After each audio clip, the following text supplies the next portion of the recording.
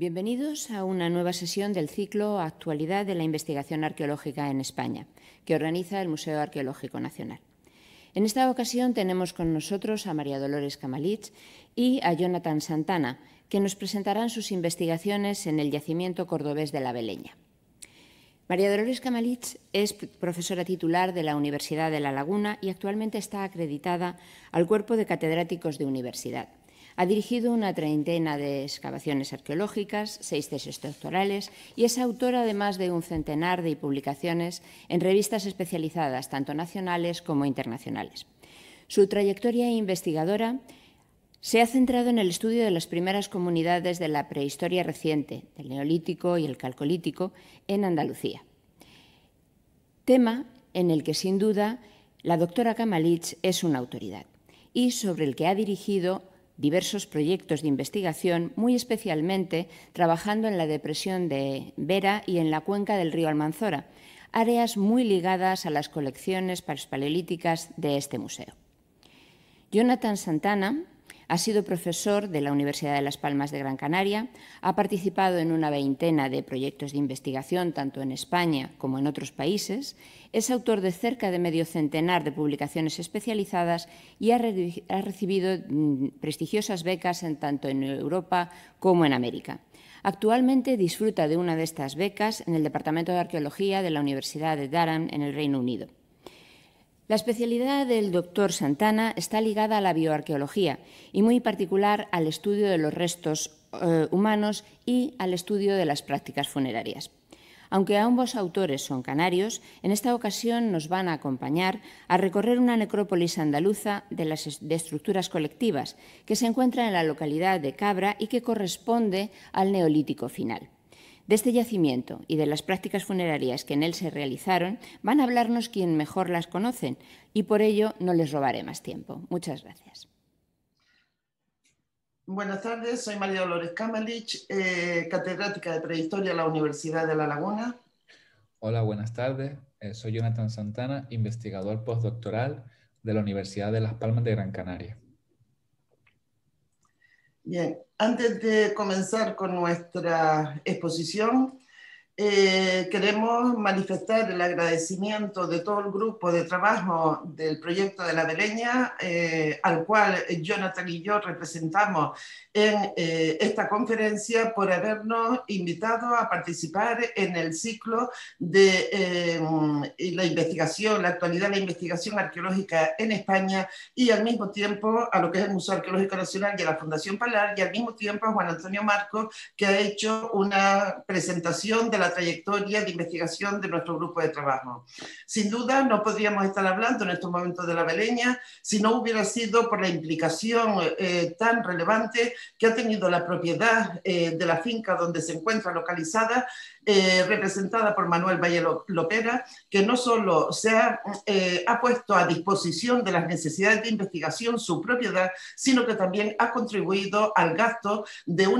algunas cuestiones inherentes a la investigación arqueológica, como son trabajos específicos de laboratorio y también en las acciones o las actividades de restauración, preservación y restauración de algunas de las estructuras intervenidas y de conjunto de materiales, del registro material específico. Sin duda tampoco podríamos estar hablando de la Beleña si no es por el compromiso extraordinario del Ayuntamiento de Cabra en una política que desarrolla de preservación de su patrimonio histórico en general y del arqueológico en particular, que ha financiado todas las campañas de excavación realizadas y también las analíticas, algunas de las analíticas que ya han sido realizadas y las que se encuentran en estos momentos en curso.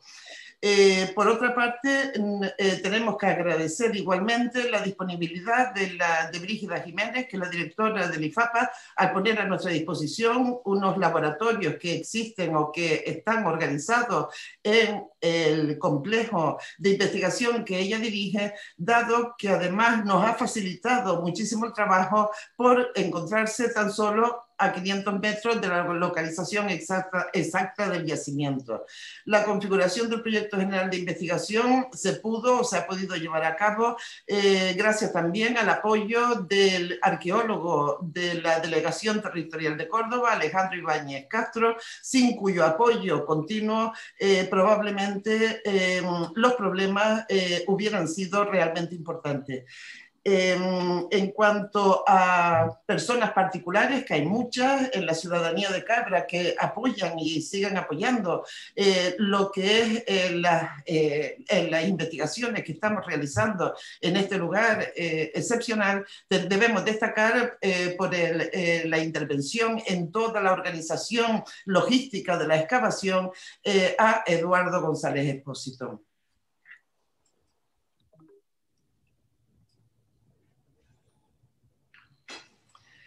Bien, La Beleña se localiza en el municipio de Cabra, al pie de Macizo de Cabra, ya en el subbético, en este ámbito cordobés, en el inicio del cambio que se articula en el territorio, en la configuración de ese mundo de campiña tan característico del Valle del Guadalquivir. En concreto, en la parte inferior tenemos una imagen de donde se localiza la parte en la que hemos intervenido arqueológicamente dentro de la finca, que como vemos en la actualidad está orientada al cultivo del olivar, pero es verdad que sobre todo a partir de mediados del siglo XX se ha producido un cambio en el tiempo, de tal manera que durante un periodo fue destinado al cultivo de olivo, sustituido posteriormente por la vid y finalmente nuevamente ha sido ocupado por el olivar. Esto que ha significado que una parte muy importante del yacimiento, sobre todo de la parte del sector donde hemos intervenido, hemos realizado las intervenciones arqueológicas, ha sufrido una serie de desmontes que ha significado el arrastre de toda la tierra superficial e incluso un rebaje muy destacado en algunos sectores de las margas que constituyen la base geológica de este emplazamiento. En el año 2015, durante las labores agrícolas, de manera casual, el tractor que se estaba utilizando hunde una de sus ruedas en el terreno y a la hora de inspeccionarlo se detecta la presencia en una cavidad subterránea, obviamente, de dos cráneos que vemos en esta imagen y una mandíbula. Es verdad que este descubrimiento viene a unirse a otro que se realiza o que se había realizado en el año 73 y que fue intervenido por don Julián García, en aquel momento director del Museo de Cabra, y fue publicado en el 83 con un estudio particular de los restos humanos exhumados por parte de Manuel García Sánchez de la Universidad de Granada, el cual diagnosticó o calibró un número mínimo de individuos, calculó un número mínimo de individuos en 7, de los cuales 4 se correspondían a masculinos y 3 a femeninos. El material arqueológico que formaba parte de la UAR fue también objeto posteriormente de trabajos específicos y atendiendo a sus características tipológicas fue enmarcado cronológicamente en la edad del cobre, es decir, en el tercer milenio, en un momento avanzado, y en algunos casos se proponía que su correspondencia tenía que ser ya con los momentos iniciales de la edad del bronce.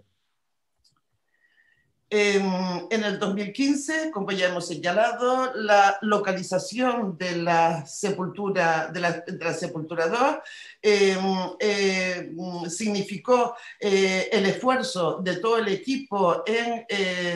la excavación de la misma, y a la vez se proyectó la necesidad de contar con una prospección geofísica que abarcara sobre todo al frente más occidental de lo que constituye el espacio ocupado por la finca de La Beleña, que dio como resultado una serie de anomalías en el subsuelo, algunas de las cuales fueron interpretadas como posibles estructuras similares a la documentada en la campaña del 2015. Eso conduce a que en el 2016 se excaven 2 de ellas, la sepultura 3 y la sepultura 4, y ya en el 2017 intervenimos en la estructura funeraria 5 y en el 2018-2019 concluimos los trabajos de campo ya en el 2019 con la intervención de la estructura funeraria número 6.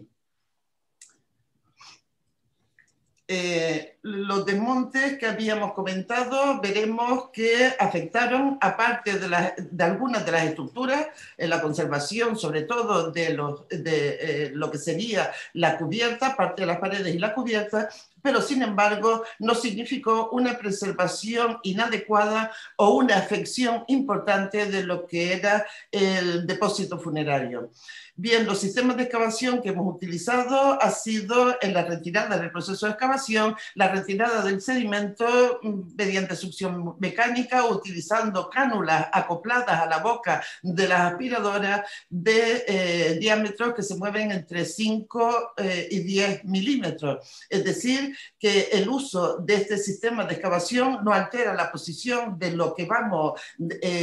se va localizando, se va identificando, y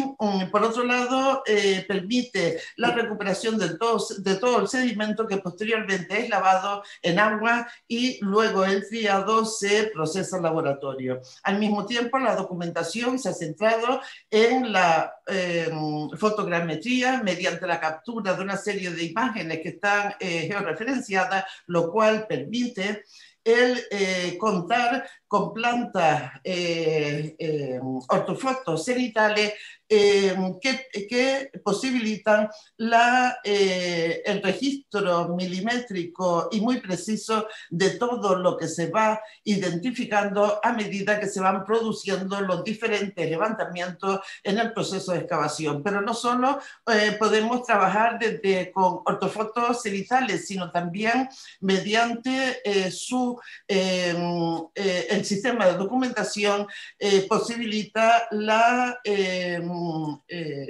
revisión de los contactos físicos que existen entre cada uno de los elementos que constituyen el registro arqueológico. También, como vemos en la margen inferior,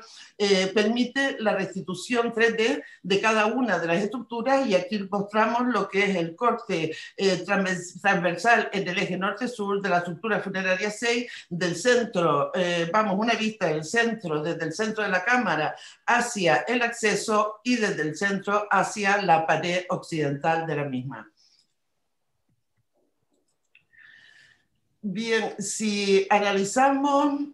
la arquitectura de las diferentes estructuras funerarias, vemos, aquí tenemos la sepultura 2 y la sepultura 5, que la sepultura 2,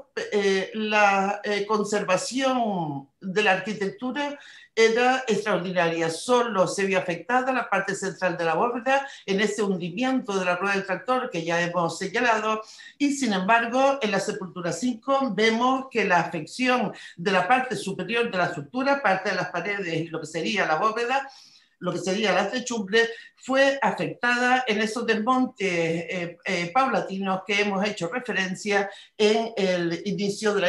la intervención. Aquí podemos ver dos de las características que destacaremos al final. Vamos en la parte de la exposición de la arquitectura de los hipogeos de la Beleña, que están constituidas por cámaras de tendencia circular, un pasillo, normalmente, ya lo veremos, de tendencia oval, se ve mejor en la sepultura 6, y un acceso que se realiza a través de una puerta labrada en la marga o incluso hecha es profeso para separar lo que es el espacio exterior del acceso o del espacio interior. Y la segunda característica es que la organización interna de cada una de estas sepulturas veremos que mantienen también diferencias entre sí. Es el caso, lo vemos aquí entre la sepultura 2 y la sepultura 5, en la sepultura 3 y en la sepultura 4, ¿no? La sepultura 3 fue la más afectada por esos desmontes ya señalados, pero que afectó prácticamente a los 2/3 superiores de su arquitectura. Sin embargo, el depósito funerario, como verán cuando intervenga Jonathan Santana, se preservó de manera excepcional, ¿no? Vemos también una compartimentación interna que va a obedecer a los diferentes ajustes que se hacen con los depósitos funerarios, ajustes a lo largo del tiempo de utilización, y la particularidad de la sepultura 4, que no se trata de una cámara de tendencia circular, como veíamos en la sepultura 2, o podemos ver también en esta sepultura 3, sino que se responde más a una planta subcircular, ¿no? Con un acceso o una puerta de acceso que se labra también en la marga, un escalón, un pequeño escalón de entrada al interior de la cámara y lo que se conserva, el negativo que se conserva de lo que sería ese pequeño corredor, probablemente también con planta de tendencia oval. Sin embargo, vemos que la cubierta va también abovedada, al igual que veíamos en la sepultura 2. Y por último, la sepultura 6, la que comentábamos, fue objeto de intervención en las campañas de 2018 y 2019, es sin duda la más monumental, ¿no? La más monumental y la que presenta mayores dimensiones y que más, vamos a ver, más problemas o más tiempo nos llevó la intervención a la misma. La complejidad de la organización del depósito funerario era de tal intensidad que realmente su excavación fue bastante compleja. Bien, ¿qué características generales podemos manifestar de lo que serían estos hipogeos a nivel arquitectónico, estos hipogeos de la necrópolis traveleña? Bueno, que efectivamente se trata de una arquitectura con estructuras excavadas directamente en las margas, con una cámara, un corredor y una puerta de acceso. La cámara con planta circular o, como ya se ha comentado, en el caso particular de la estructura 4, con planta de forma subcircular y un corredor de tendencia oval. La cubierta abovedada y una compartimentación del espacio funerario que, como hemos visto, es diferente entre las distintas estructuras hasta ahora excavadas. Ahora doy paso, a partir de este momento, a nuestro compañero Jonathan Santana para que continúe con esta parte de la exposición. Bueno, antes de eso, sí que me gustaría señalar que paralelamente a los trabajos de campo se ha mantenido el trabajo de laboratorio en el cual se van procesando los sedimentos o el triado de los sedimentos, se van incorporando todos los registros documentados a la base de datos general, se van realizando los estudios antropológicos iniciales y al mismo tiempo se realizan todas las acciones de conservación, tanto del registro antropológico, aquí lo vemos como a nivel preventivo se realiza en el campo y posteriormente en el laboratorio mediante la limpieza y recomposición o remontaje de, en este caso, cráneo o pueden ser otras partes esqueléticas. Igualmente y de manera paralela, se llevan a cabo esos trabajos tan necesarios como son los de limpieza, conservación y, de nuevo, remontaje de todo el material que se va documentando, que en muchos casos pues, aparece tal y como lo vemos en esta imagen.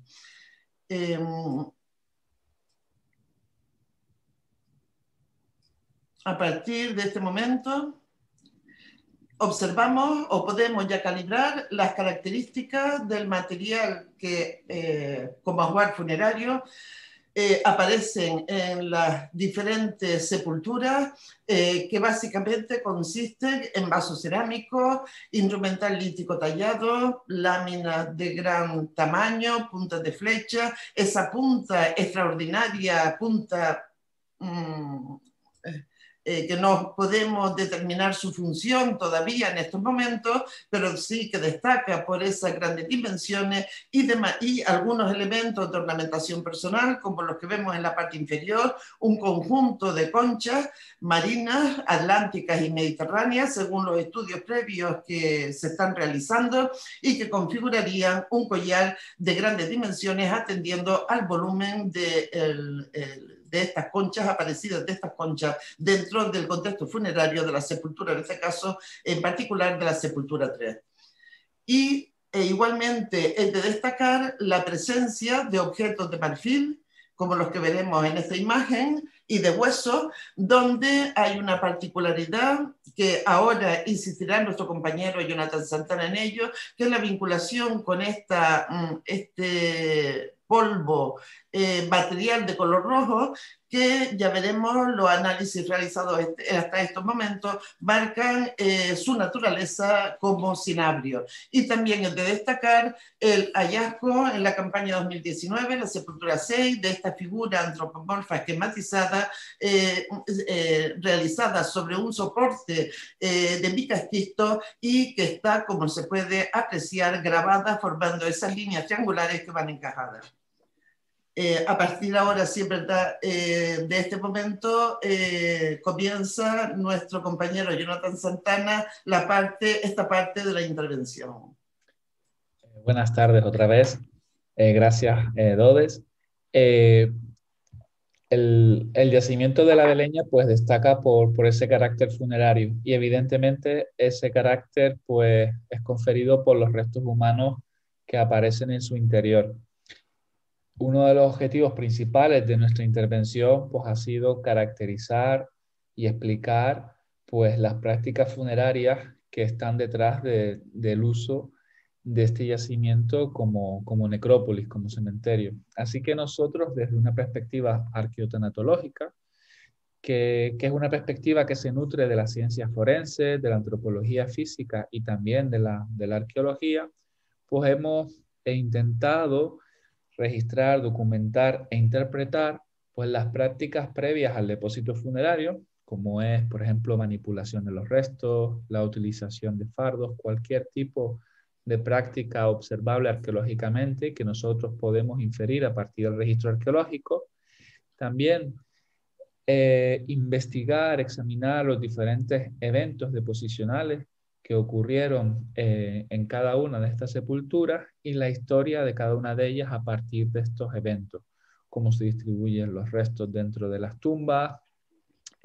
si los cuerpos entraron completos y allí se descompusieron o no, si hubieron pues retiradas selectivas de restos esqueléticos, qué les ocurrió a los restos una vez que estas sepulturas dejaron de ser utilizadas como tumbas, y además también pues intentar inferir a partir de todos estos eventos deposicionales, de todos estos gestos funerarios que son observados, pues poder inferir la práctica funeraria que caracterizó a este grupo en concreto. Como comentaba Dodes, pues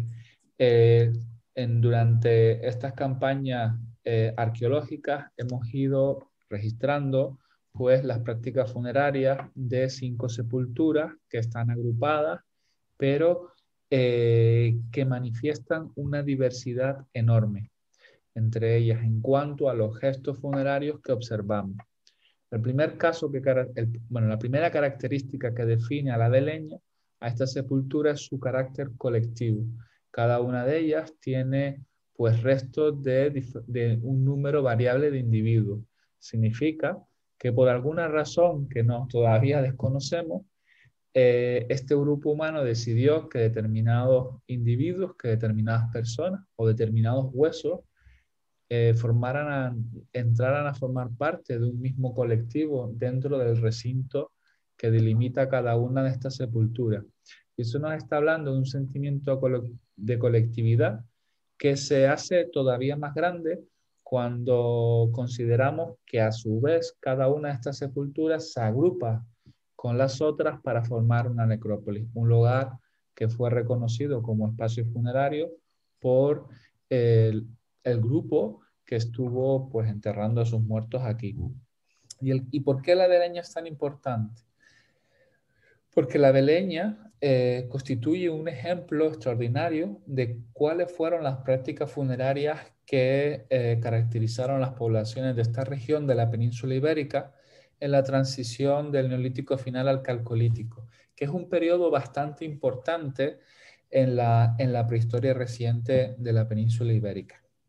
Asimismo, las dataciones radiocarbónicas, que luego veremos con mayor detenimiento, pues nos hablan de un periodo muy corto de uso de esta necrópolis prehistórica. Generalmente este tipo de tumbas son utilizadas durante muchos cientos de años e incluso son reutilizadas por otros grupos en momentos muy posteriores. Sin embargo, en el caso de la Beleña observamos cómo todas estas sepulturas pues, no fueron afectadas por reutilizaciones posteriores y además por las dataciones de carbono 14 que tenemos hasta el momento,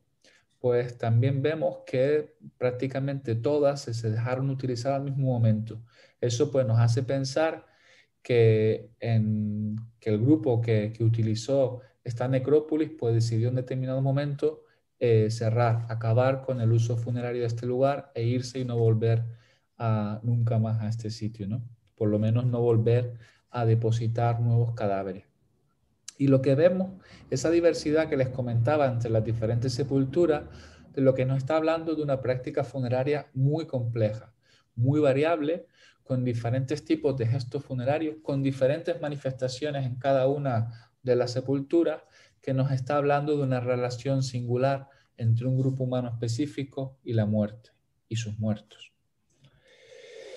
En el caso de la sepultura 2, que es la primera que se encontró y la que mejor preservada ha estado de todas las que hemos intervenido, pues observamos pues, un depósito colectivo donde encontramos pues, una gran acumulación de cráneos que pueden ustedes ver en la parte inferior del interior de la sepultura y una concentración de otro tipo de restos, pues ya pues podemos ver huesos largos, costillas, vértebras, etcétera, en la zona central. Curiosamente, cuando nosotros examinamos la representación esquelética de esta y de otras tumbas de la Beleña, observamos que no todos los huesos están presentes. Es decir, tenemos un número mínimo de individuos, que es el número de personas que nosotros sabemos que estuvieron allí como mínimo, pero ese número no tiene presente todos los elementos óseos esperables para un esqueleto humano. Es decir, que si hay 23 individuos, como en este caso, no tenemos todos los huesos de esos 23 individuos. De hecho, el hueso que más se repite pues son los dientes, que también nos hace suponer, es decir, hay más dientes que cráneos, lo que nos hace suponer que hubieron en algún momento más cráneos de los que nosotros encontramos en el momento de la excavación. Además, también observamos un número más elevado de los huesos que normalmente se consideran más representativos del cuerpo humano y que generalmente en este tipo de depósitos pues se encuentran de manera más abundante, que son el cráneo y el fémur. Abundan más estos huesos. Y eso nos está hablando probablemente de una práctica muy compleja en la que durante el tiempo que se están utilizando estas sepulturas hay continuas alteraciones, movimientos, manipulaciones de los restos. Esqueletizados, pero también probablemente cuando todavía el proceso de esqueletización no ha concluido. Es decir, que las manipulaciones sobre los cadáveres de los muertos se realizaron en diferentes momentos después de la muerte de los individuos que fueron objeto de ese tratamiento. La sepultura 3 es, pues bueno, en cuanto a su arquitectura, es la que peor conservada estaba, pero sin embargo, lo que es el registro antropológico de restos humanos, pues estaba bastante bien preservado. Aquí podemos observar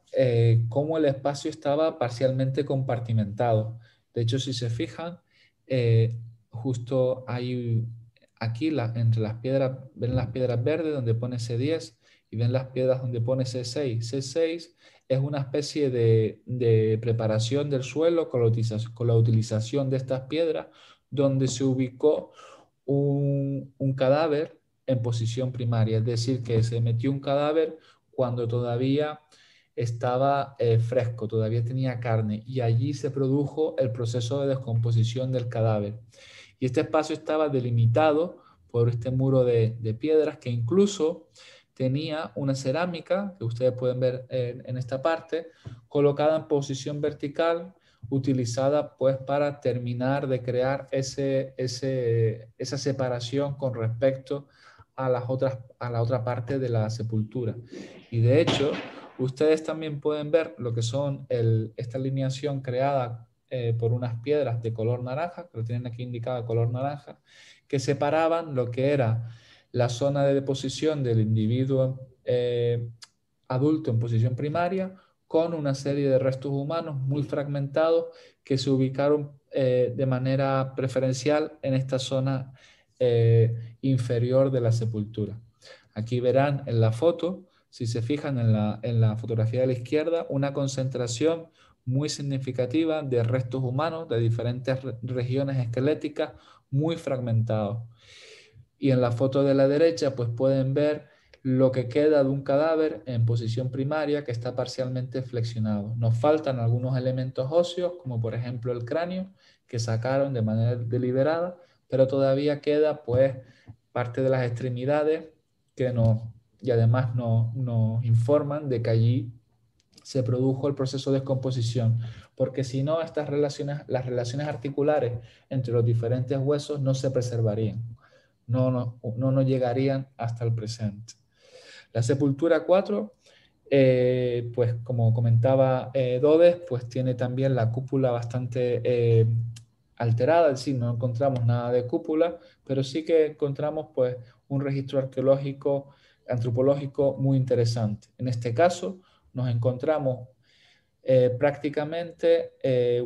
solo huesos largos y cráneos. De hecho, como si se fijan en la foto de la derecha, pues encontramos concentraciones de algunos cráneos con algunos huesos largos.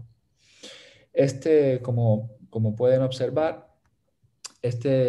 decir, esta composición de restos humanos pues es muy diferente a la que observamos en la sepultura 2 o en la sepultura 3 que veíamos ahora. Y esta es la sepultura 5, que junto con la 6 es la más compleja, donde pues se utilizaron una serie de grandes losas para compartimentar el espacio. Y de hecho, este espacio, pues estas losas fueron alteradas durante la clausura de la sepultura, que veremos más adelante. En la sepultura 5, además, es muy interesante todos los gestos funerarios que hemos encontrado, porque hemos identificado sepulturas primarias que, bueno, es decir, cadáveres que entraron en proceso con carne, es decir, ¿no? Entraron frescos y que se descompusieron dentro de esta sepultura cuando todavía el espacio interior estaba vacío. Sin embargo, cuando nosotros llegamos, pues esta sepultura ya estaba colmatada de tierra por una colmatación artificial e intencional que tiene que ver con una práctica de destrucción y cerramiento de las estructuras funerarias. En el caso de la sepultura 6, como comentaba Dodes, es la más monumental de todas las que hemos encontrado, y aquí también el registro osteológico es bastante particular, con una gran concentración de huesos largos y de cráneo, fundamentalmente de cráneo. Aquí tienen una imagen de uno de los levantamientos de este hipogeo durante el proceso de excavación, donde observamos en la parte inferior pues unos cuantos huesos largos y también unos cuantos cráneos totalmente desarticulados. Fíjense que en la mayor parte de los casos los restos están desarticulados, han perdido la conexión con las otras regiones del cuerpo. Y todo esto nos ha permitido pues, establecer una especie de modelo sobre la práctica funeraria del grupo que estuvo pues, utilizando este cementerio. En primer lugar, tenemos sepulturas primarias. Aquí, estas que les comentaba, no sé si se pueden imaginar un cuerpo de una persona con las piernas flexionadas en posición fetal y mirando sobre su costado izquierdo. Sería la posición del individuo que vemos a la derecha en el recuadro rojo. Tendrían aquí un brazo, un antebrazo, aquí tendrían parte del otro brazo, aquí la cadera, las piernas, los fémures, las rodillas, y por aquí vendrían los pies. Pero si se fijan, está ausente el cráneo y está ausente la columna vertebral y parte de la extremidad inferior y también de la cadera. Sin embargo, sí sabemos que había aquí un cráneo, porque no sé si lo pueden observar bien, se preservó parte de su dentadura en posición primaria en esta parte de la sepultura. También encontramos aquí en la zona de amarillo parte de un cuerpo articulado de un niño pequeño. Si se fijan, aquí tenemos pues parte del tórax perfectamente articulado. Es decir, el proceso de descomposición de este niño se tuvo que producir en esta zona, porque esa relación articular entre esos huesos, una vez que el proceso de esqueletización avanza, se pierde. Cuando se preserva, como en este caso, significa que el individuo se tuvo que descomponer en este lugar. Así que sabemos a ciencia cierta que existieron sepulturas primarias en la Beleña. Aquí hay un caso muy interesante, uno de los depósitos, para mi gusto, más espectacular de la Beleña, y es una sepultura primaria de un individuo en posición sedente, probablemente apoyado en la losa de piedra que ustedes ven ahí. En este caso, están viendo las fotos en la derecha. Lo que tenemos es un individuo que estaba sentado también en posición fetal y que seguramente cuando avanzó el proceso de descomposición y los tejidos blandos, los tejidos conectivos fueron desapareciendo, el cuerpo cayó hacia la izquierda y de hecho sabemos que esa caída se produjo en diferentes momentos.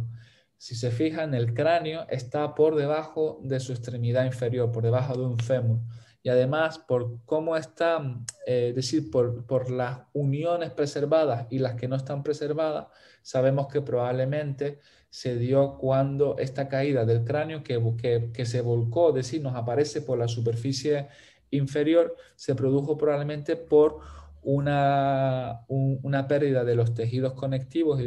y favorecidas también por la pérdida de tensión que se produce durante la descomposición en la zona del cuello, que hizo que cayera parte del cuerpo. Esto es interesante porque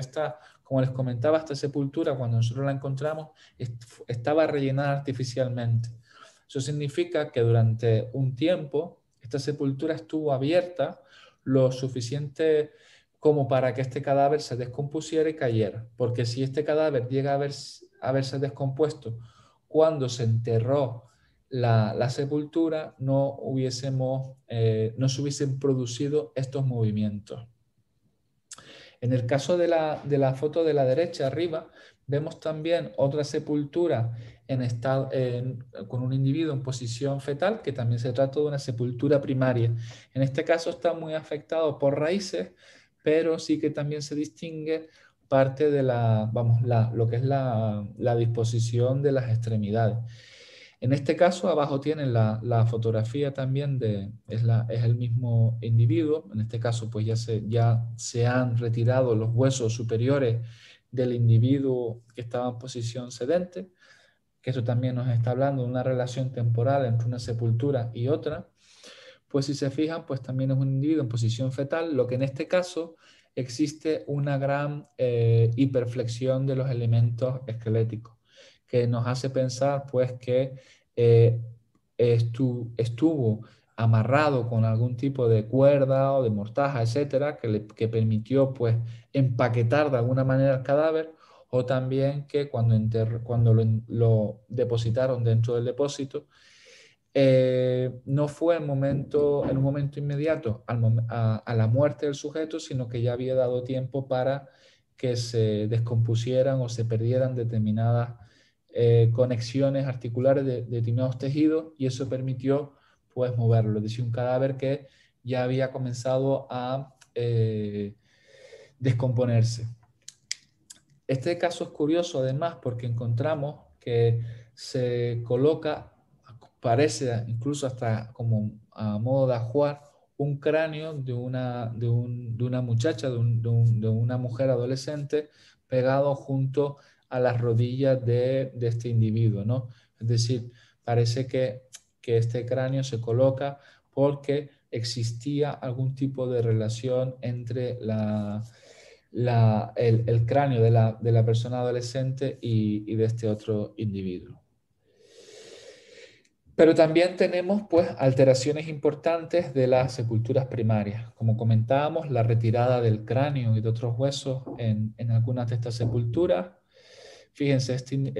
esto es el individuo subadulto que encontrábamos, donde no encontramos su cráneo. Su cráneo no aparece aquí y de hecho también falta algún tipo de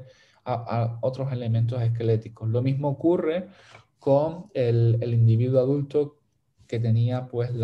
que comentábamos que se habían retirado el cráneo, pero que conservaban los dientes. Y si se fijan abajo, en la fotografía de abajo a la derecha, encontramos algunos elementos óseos que preservan cierta relación anatómica, cierta coherencia anatómica. Se tratan de huesos también de un subadulto, de un niño, y en este caso es probable que estos huesos se desplazaran, ya que está en la zona más alterada, en la zona más alterada de la sepultura, justo donde aparecen la concentración de restos fragmentados, y es probable que estos huesos se desplazaran cuando el proceso de descomposición no había finalizado o estaba muy avanzado o existía previa una sepultura primaria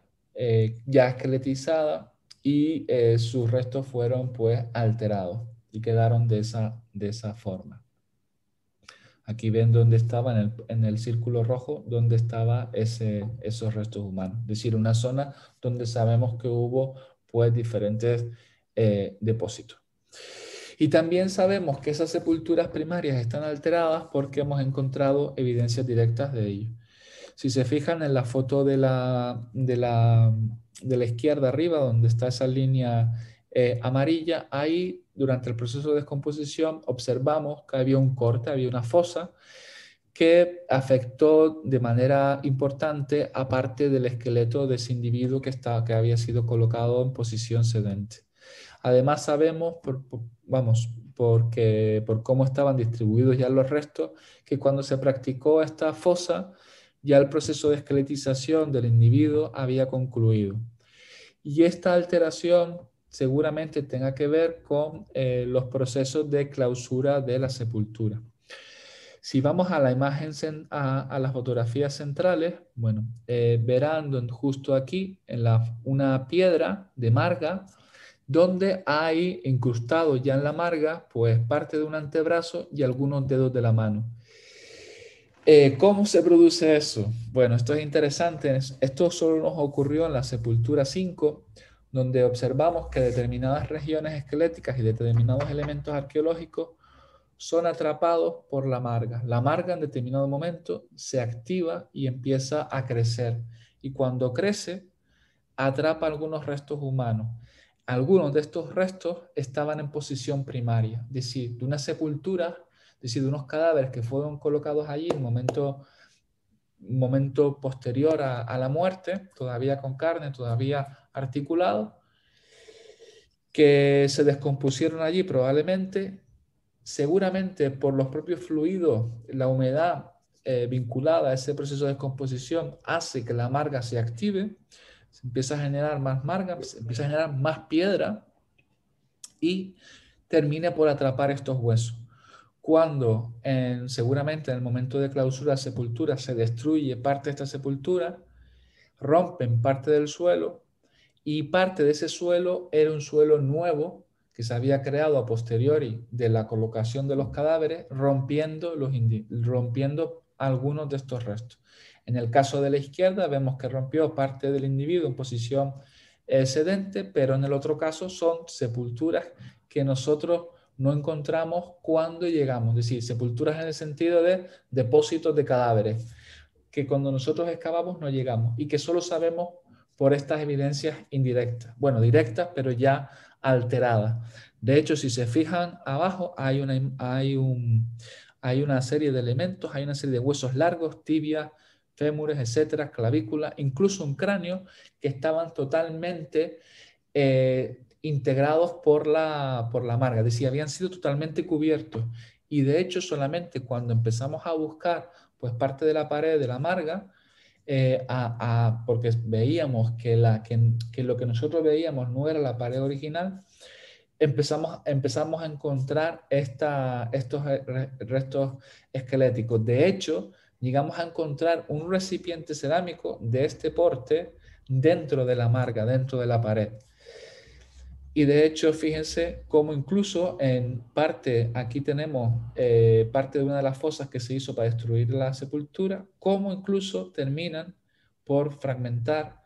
una pierna de un individuo que estaba en posición primaria, aquí tienen tibia peroné y aquí fémur, y que estaba ya en el momento de la excavación muy deteriorado. De hecho, incluso no solo pues se había fosilizado dentro de la marga, sino que también pues las raíces habían hecho de lo suyo y habían entrado por los canales medulares, pues destruyendo enormemente estos restos, destruyendo el tejido trabecular, el hueso esponjoso, y fragmentando terriblemente estos huesos. Y también sabemos de estas alteraciones de sepulturas primarias porque nos encontramos marcas de cortes en algunos huesos. En el caso de la sepultura 5, hay una densidad muy elevada de este tipo de manipulación de los restos esqueléticos, que tiene que ver probablemente pues, con procesos de descarnado, desarticulación de los elementos óseos cuando todavía hay carne, seguramente pues para acondicionar el espacio o no sé, diferentes, aquí bueno, entramos ya un poco en el terreno especulativo, pero son muy elevados el número de elementos óseos que encontramos así. También tenemos depósitos secundarios de diferente tipo, donde podemos encontrar reducciones. En el caso de la izquierda pueden ver ustedes pues, los restos de un individuo que fueron pues, ubicados seguramente desplazados desde donde estaba en posición primaria hacia la esquina de uno de los compartimentos de la sepultura 5. Y en el caso de la derecha, si se fijan, pues tenemos una superficie sobreexcavada en la superficie de la estructura 4, donde una serie de huesos que solo pertenecen a un individuo son ubicados en una zona específica de esta superficie, y de hecho vemos que hay una representación incompleta de los restos esqueléticos. Falta el cráneo y faltan otros elementos. Quizás el cráneo de este individuo forma parte de esos otros depósitos que vemos en esta sepultura, o quizás lo retiraron y se lo llevaron a otro lugar. Eso no lo sabemos. Estos depósitos secundarios son, como les comentaba desde el principio, son de diferentes tipologías, y aquí en el caso de la sepultura 2 encontramos como incluso los cráneos se concentran en una zona específica de la sepultura, y por otro lado el resto, el esqueleto postcraneal, pues es ubicado en el centro. También pues en la sepultura 6 observamos una selección de determinados elementos esqueléticos, fundamentalmente cráneos y huesos largos, donde encontramos pues gran cantidad de individuos. En este caso pues hay 17 individuos. Y estos depósitos particulares o seleccionados de restos humanos también los vemos en la 4, como les comentaba, donde solo encontramos huesos largos y cráneos. Es decir, hay una intencionalidad en la configuración de este tipo de depósitos. Y a la derecha también vemos otro fenómeno muy interesante que observamos en la sepultura 5 y en la 3, que es concentraciones, acumulaciones, depósitos de restos fragmentados y restos que están intencionalmente fragmentados. Es decir, no hay una explicación natural a este nivel de fragmentación en este yacimiento. Es decir, en algún momento se decide que determinados restos esqueléticos son utilizados para generar depósitos especiales como estos que vemos a la izquierda, pero sin embargo otro tipo de otros huesos donde se incluyen los mismos elementos que están también presentes en esos depósitos especiales son fragmentados y son amortizados y depositados en concentraciones muy específicas dentro de la configuración de la sepultura. Aquí vemos pues también cómo se concentran dentro de la sepultura 5 pues esta gran cantidad de restos enormemente fragmentados. Y esta fragmentación, en el caso de la 5, sabemos que es posterior a esa afección, a esa alteración tan importante que se produce en la propia arquitectura de la sepultura y que, como comentábamos, llega a romper parte del suelo donde había fosilizado en cierta medida algunos elementos en posición primaria y donde incluso corta parte del esqueleto de uno de los individuos que sí que se preservaron hasta el presente en posición primaria, aquel individuo que estaba sentado. Aquí ven pues una imagen donde se ve perfectamente la delimitación espacial de estos restos fragmentados. Y lo digo porque si se fijan en esta parte izquierda hay una serie de losas que están colocadas en el suelo y que sin embargo en esta parte no nos aparecen. De hecho, donde aparecen los restos fragmentados, esta superficie está sobreexcavada con respecto a la superficie donde se depositan esas piedras planas. Y curiosamente, encima de estos huesos fragmentados encontramos las mayores concentraciones de cinabrio, lo que también nos plantea la posibilidad, especulativa evidentemente, de que durante la fragmentación de esos huesos o cuando se depositan esas concentraciones tan importantes de huesos fragmentados, también se vierte cinabrio en grandes cantidades en algunos casos. Posteriormente tenemos lo que es el cerramiento de la sepultura, que hemos podido documentar también en varias de estas sepulturas. Uno de los elementos que encontramos es la cobertura de concentraciones de restos humanos con grandes losas de piedra. En la sepultura 5, aquí a la izquierda, vemos todas estas losas y de hecho pensamos que algunas de ellas proceden de esas losas de la superficie que comentábamos antes. Y aquí la sepultura 2, si se fijan, también encontramos una gran cantidad de losas. Esto es lo que nos encontramos durante el proceso de excavación. Fíjense ustedes, cuando nosotros pues, excavamos, encontramos en la 5, debajo de esas losas, toda esta gran concentración de restos fragmentados y en el caso de la sepultura 2, toda esta concentración de restos postcraneales. Es decir, cerraron o taparon estos depósitos de restos humanos de manera intencional con estas losas. Otro elemento interesante es que en algunas sepulturas, no en todas, en la 2 por ejemplo no lo encontramos, las rellenan intencionalmente con tierra. En el caso de la 4, si se fijan incluso se puede observar cómo hay una gran concentración de piedras justo en la zona de acceso a la cueva. Y de hecho en la sepultura 5 en un primer momento pensábamos que ese relleno era resultado de el colapso de la cobertura de manera natural y de la entrada de sedimento de manera natural, pero sin embargo cuando empezamos a excavar vimos que las piedras que formaban parte de la cúpula estaban en la zona alta y por debajo de estos fragmentos de cúpula no nos encontrábamos, lo que nos encontrábamos era relleno sedimentario. Esto lo pudimos comprobar perfectamente en la sepultura 6, donde sí teníamos la cúpula y donde estaba pues totalmente rellena de este sedimento. De hecho, bueno, se había introducido grandes toneladas y toneladas de tierra para poder rellenar esa sepultura. Y en algunos casos nos encontramos un cerramiento con puerta. Este es el caso de la 2, donde si se fijan, pues bueno, ahí se hace tienen un pasadizo para un corredor para entrar dentro de la sepultura y una especie de, pues bueno, de recibidor donde una vez que deciden cerrar la sepultura, colocan una puerta con una piedra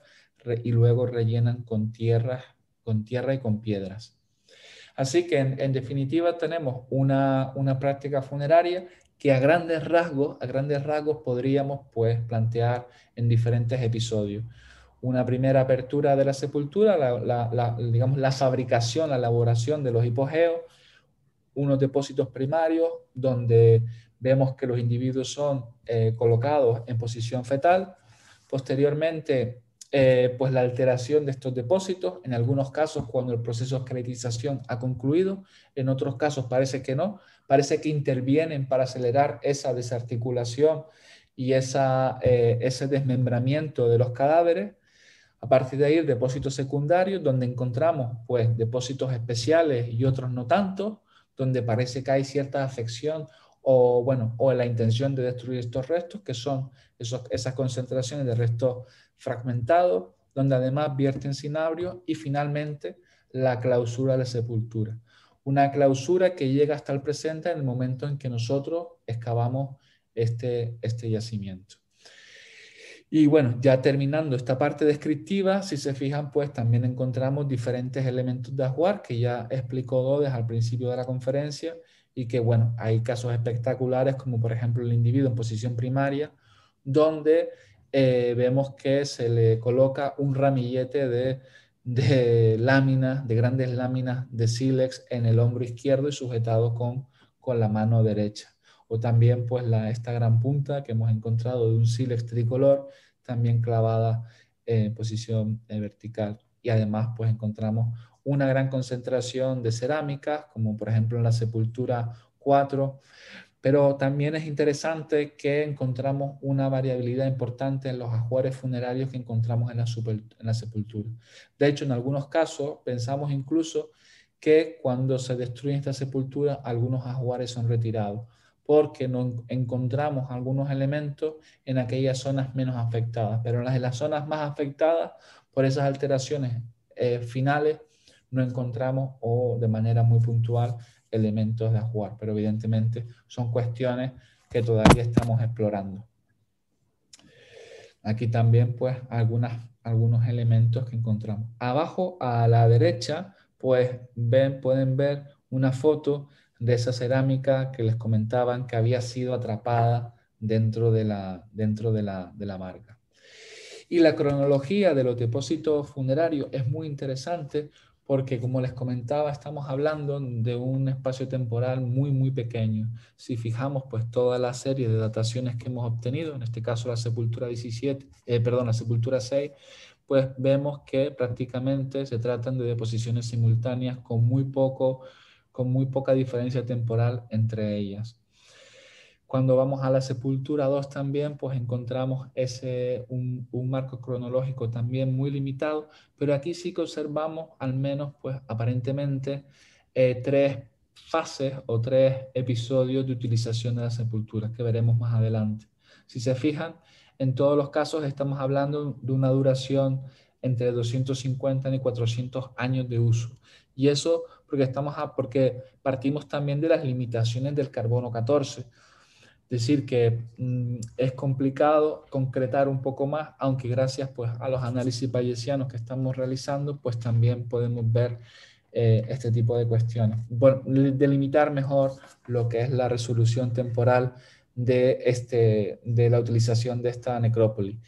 Y una cosa interesante también en la Beleña es que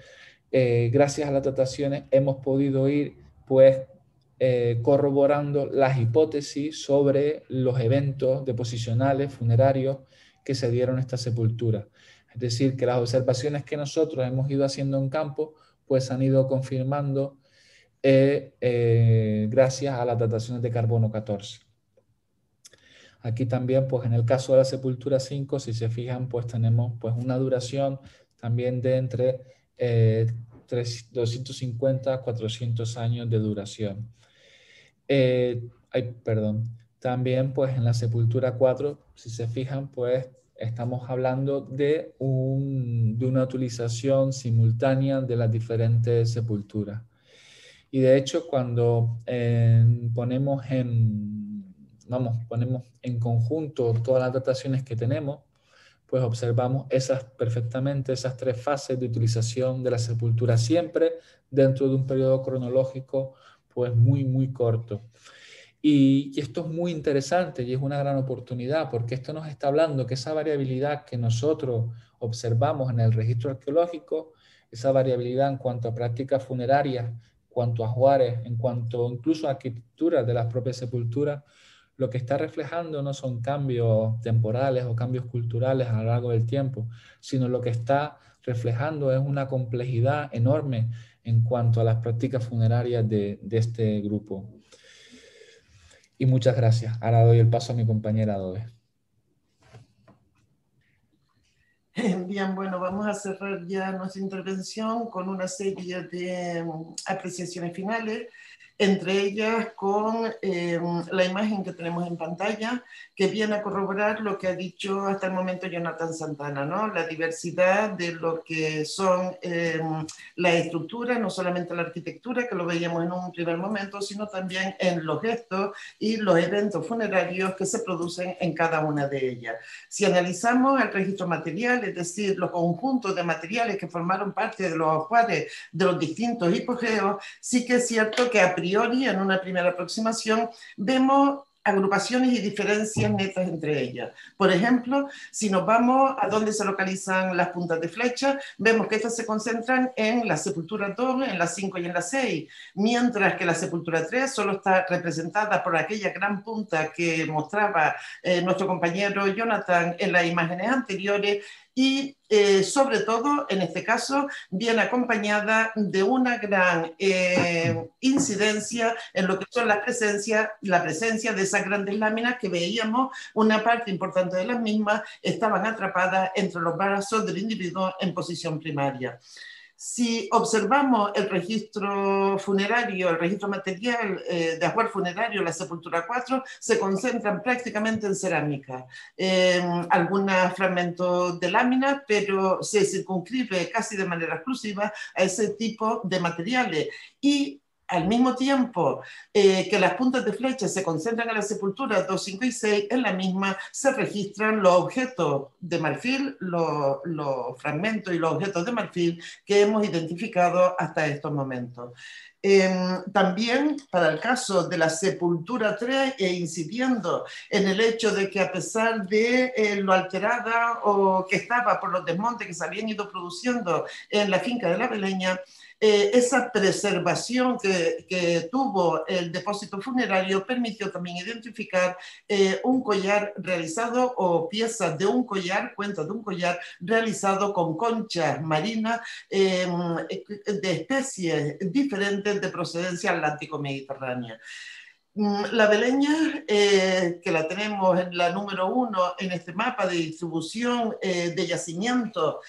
o de estructuras funerarias en hipogeos con características muy similares a las que hemos identificado la Beleña, vemos que se inserta en un contexto regional muy claro que afecta fundamentalmente o que incide de manera particular en lo que es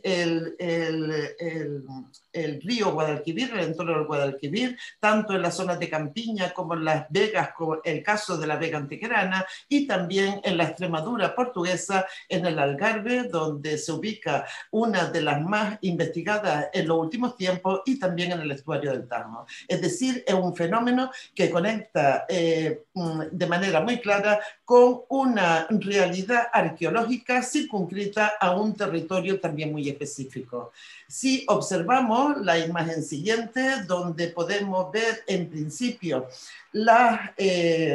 procedencia de algunas de las materias primas, todavía está en proceso de estudio la caracterización de las materias primas de los diferentes elementos que constituyen los ajuares funerarios, observamos que fundamentalmente se dirigen hacia la Extremadura portuguesa, hacia lo que es la zona costera, lo que es los sistemas o la parte más el sector más meridional del sistema, de los sistemas béticos, y también se marca relaciones intercontinentales, en este caso en concreto, para la adquisición o en la adquisición de esos objetos realizados en marfil, que los primeros análisis apuntan a que se trata de marfil de elefante africano, ¿no?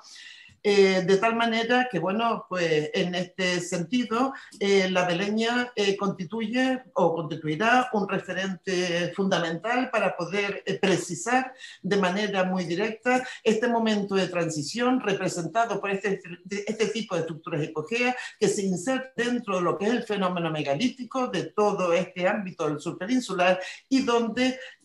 las cronologías que nos están aportando marcarían una convivencia de construcciones a base de grandes piedras como receptáculos funerarios, y también esta manifestación funeraria que se circunscribe a lo que son estas características, estructuras en hipogeo que como hemos visto afectan a una parte importante del suroeste peninsular.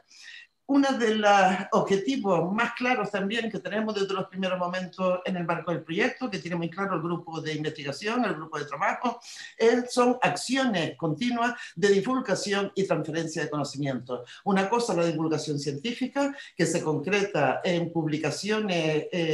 científicas, en revistas particulares y, o en conferencias dentro de instituciones de investigación y también, pero también un esfuerzo considerable en la transferencia de ese conocimiento a la ciudadanía. De manera inmediata se dirige a lo que es la ciudadanía de Cabra, con la organización en colaboración con el Ayuntamiento de Cabra, de una serie de acciones. En este caso hemos seleccionado algunas, como son la presentación de piezas del mes, que marca o se intenta conectar de forma directa a la ciudadanía con el tipo de registro, sobre todo el más significativo, que vamos documentando, lo que es el desarrollo de actividades como el Aula Viva, que se realizó en el 2016 y que significó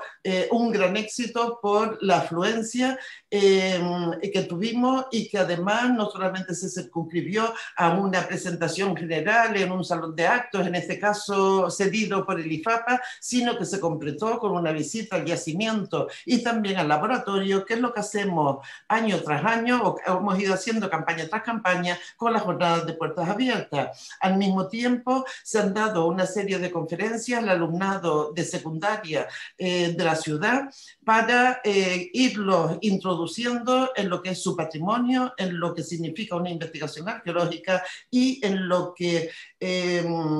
supone para un conocimiento más preciso de la historia más antigua de su ciudad. En la siguiente imagen también queremos mostrar que intentamos colaborar con la prensa local, o los medios de difusión local, caso de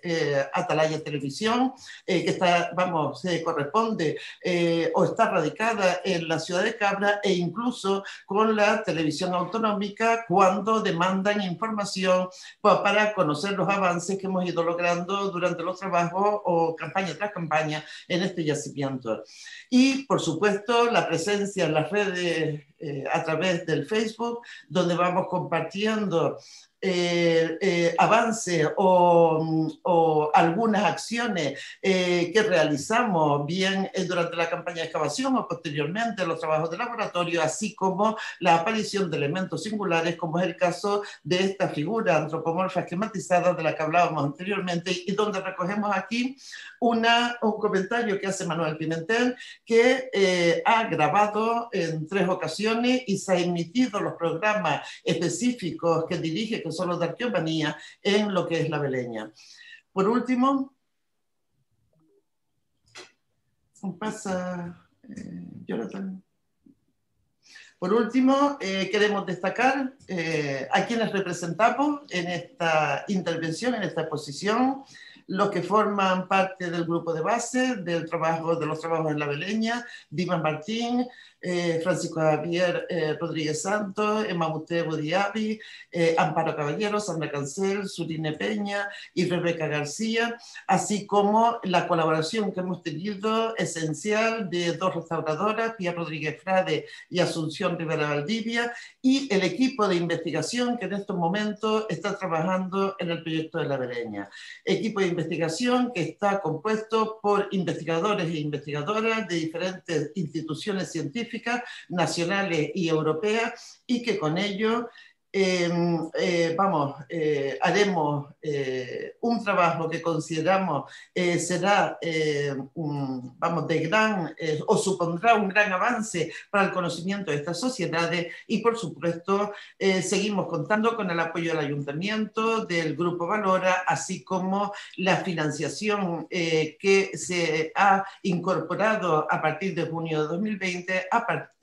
con un proyecto de Plan Nacional de I+D, ¿no? Y ya para terminar, la última imagen o la última diapositiva, que un poco la hemos incorporado como una alegoría final, ¿no? O sea, ¿qué supondrá la beleña? Es una ventana que se ha abierto que nos permitirá, teniendo en cuenta el registro y la documentación obtenida en las sepulturas excavadas de este yacimiento, permitirá conocer de forma más precisa las particularidades y las generalidades de los grupos humanos o del grupo humano que de manera recurrente seleccionó el lugar de la beleña como depósito final de sus difuntos, ¿no? Para obtener esto o llegar a esta apertura en el conocimiento, donde el objetivo esencial es caracterizar la estructura socioeconómica e ideológica de estas comunidades y su correlación, como hemos dicho antes, con las contemporáneas en el sur peninsular, debemos centrar esa investigación en completar, como lo tenemos o como ustedes lo pueden ver en esta última diapositiva, completar el programa de dataciones, continuar con las analíticas en curso. En el caso del registro antropológico, establecer la dieta principal de estos individuos, los patrones de movilidad, las relaciones de parentesco que pueden existir entre cada una de los restos óseos humanos documentados en cada uno de estos hipogeos, e incluso la posibilidad de ver algún tipo de conexión entre ellos, y en el marco del registro material, las características tecnomorfológicas de todos los objetos que se han ido registrando, el completar los estudios de las materias primas para ver esas relaciones que